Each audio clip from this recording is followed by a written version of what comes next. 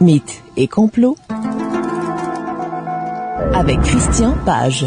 Bon, Christian, on va continuer cette affaire Bentwater Woodbridge. On est rendu dans la forêt. Oui, donc on se replace dans le contexte. La veille, les militaires ont observé un objet posé au sol. Informé, le lieutenant-colonel Charles Halt, qui dirige la base de Bentwater Woodbridge, décide d'accompagner donc le lendemain ses hommes pour voir s'il y a des traces au sol. Alors imaginons-nous, nous sommes le soir, nous sommes le 28 décembre 1980, dans l'obscurité, alors qu'avec le groupe électrogène, on regarde au sol ces empreintes. Halt témoigne sur son magnétophone et soudain ils observent entre les arbres une sorte de sphère, on dirait une sorte de ballon rouge qui se déplace en évitant chacun des troncs d'arbres. Et cet objet se rapproche du groupe militaire qui se trouve sur place et Halt a la rapidité d'esprit de commenter ce qu'il observe sur son magnétophone. On va entendre 1 minute 15 secondes à peu près, mais il y en a pour 18 minutes. Oui, OK, on l'écoute. About 4 feet off the ground, about 110 degrees, getting a reading of about 4 clicks. Yes, sir. Yeah, but it's dying. No, it's not. I think it's something other than the ground. I think it's something variable here. Tree right on. We just found the first night bird we've seen. We're about 150 or 200 yards from the site. Everything else is just deathly calm. There is no doubt about it. There's some type of strange flashing red light ahead. It's yellow. I saw a yellow tinge in it, too. Weird. It appears to be maybe moving a little bit this way. Yes, it's brighter than it has been. Yellow. It's coming this way. It is definitely coming this way. Pieces of it are shooting off. There is no doubt about it. This is weird. To the left. Yeah, definitely moving. Two lights. One light to the front, one light to the left. Keep the flashlights off. There's something very, very strange. Get the headset on, see if it gets any stronger. Okay. Give us your rundown. Notation that this is on a beta reading, too. It's on a beta reading? Beta still has been removed. Okay. Pieces are falling off it again. But it just moved to the right. Yeah. Off to the right. Strange. What are you doing left? Alors, ils disent que ça bouge, que ça s'approche. Se dirige vers eux. Et évidemment, ce qui est important ici de se rappeler, c'est qu'on n'est pas en présence d'un groupe d'étudiants là, qui sont dans une forêt à s'amuser, à se raconter des peurs. On ne sait pas le Blair Witch Project. Non. On est ici en présence de militaires aguerris, dont un lieutenant-colonel de l'armée américaine. Ils observent donc ce phénomène. Ils vont le commenter. Le 13 janvier 1981, Halt va envoyer un mémorandum au ministère de la Défense américaine racontant l'incident en détail. Ce que l'on ne savait pas, et que ce ne sont que la publication récente des documents britanniques, c'est que cette information-là, on ne croyait pas qu'elle avait remonté jusqu'au ministère de la Défense anglaise. On sait que, puisque l'incident s'est passé sur des bases militaires américaines, on savait que les autorités, le Pentagone avait été informé. Mais on découvre avec cette mise en rendant public ces informations, on découvre à travers ces documents-là que durant toute la période des années 80, cet incident de la base Bentwater Woodbridge, même s'il s'agissait d'une base américaine, est revenu hanter les gens du ministère de la Défense britannique, lesquels ont ouvert un nombre d'enquêtes incroyables sur cette histoire-là, sans jamais trouver d'explication à ce qui s'était produit. Mais le colonel Halt, est-ce qu'il a déjà parlé? Oui, le colonel Halt a donné quelques entrevues pour raconter ce qui s'était passé cette nuit-là, et il tient mordicus à sa version des faits. Il raconte que cette sphère de lumière, là on a entendu 1 minute 15 secondes à peu près, comme je l'ai mentionné, le ruban dure à peu près 18 minutes. La sphère de lumière dont Halt observait, à un moment donné, en s'approchant d'eux, a littéralement explosé, formant des petites particules lumineuses dans l'air.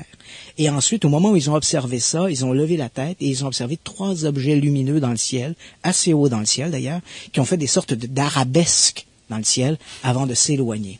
Donc, Halt a colligé toute cette information-là, a mis ça sur papier et éventuellement a envoyé un rapport au ministère de la Défense américaine. Et on voit qu'il y a eu écho du côté des Britanniques. Qu'est-ce que tu en penses?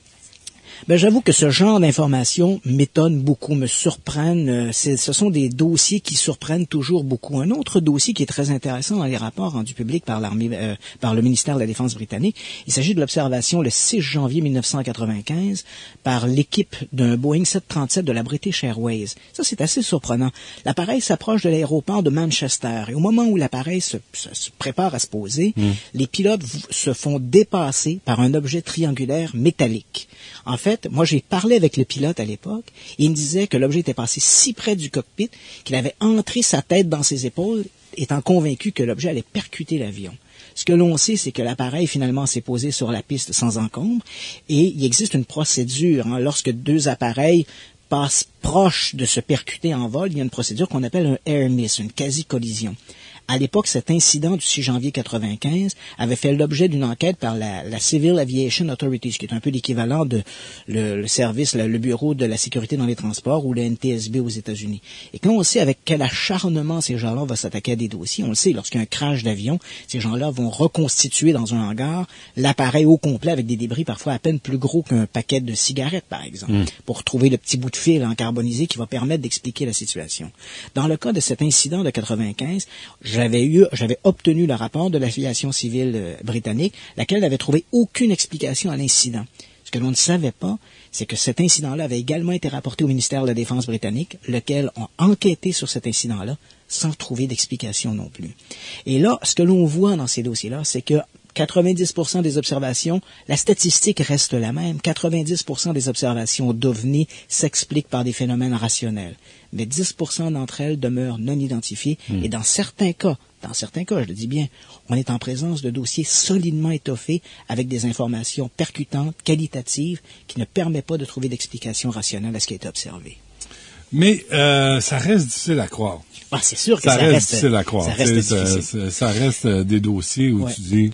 Ce qui est intéressant aussi, Benoît, là-dedans, il y a une sorte de leçon à tirer là-dedans. La question est, les gens me posent souvent, est-ce que le gouvernement ou les gouvernements nous disent tout sur la question des ovnis? La réponse est non. La preuve, c'est qu'il a fallu attendre des années avant que le gouvernement britannique, par exemple, rende public ces informations.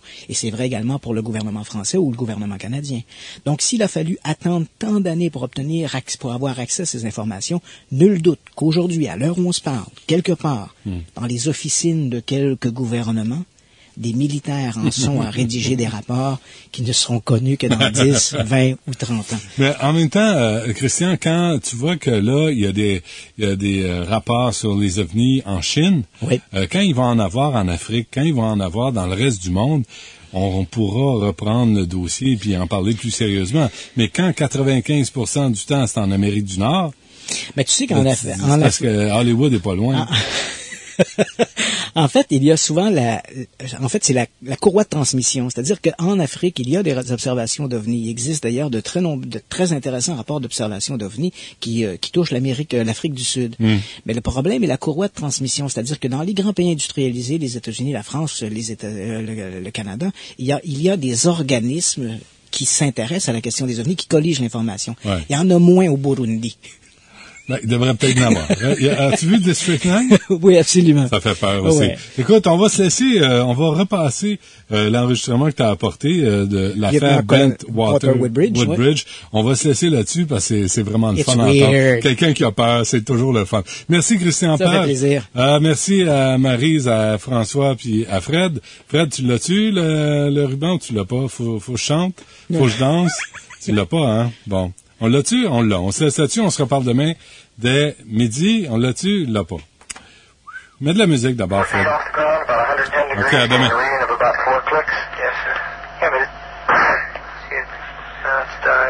I think it's something other than the ground. I think it's something variable here. Tree right over. We just found the first night bird we've seen. We're about 150 or 200 yards from the site. Everything else is just deathly calm. There is no doubt about it. There's some type of strange flashing red light ahead. It's yellow.